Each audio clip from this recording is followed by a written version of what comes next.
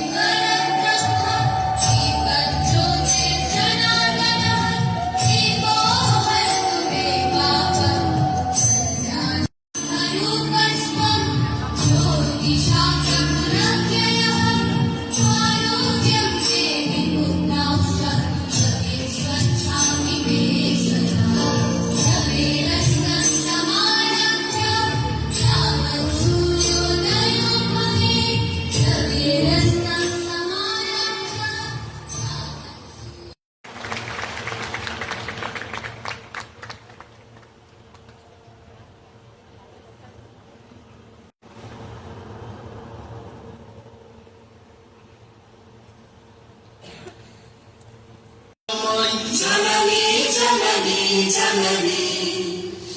ऊतपयोधि विधौत शरीर ताळकमाळ सुशोभित तीर शुभ्रतटि विकुल शिखर समीर जननी जननी जननी उपमुख्यमंत्री भावे मु आपणकर विभागीय मंत्री भावे आपणकर सामने अच्छी मु तो निजको धन्यवाद करुची कि मु महिला शिशु विकास मंत्री नदे लोक महिला शिशु विकास मंत्री करदेले मु कही भाई मोटे ठीक कर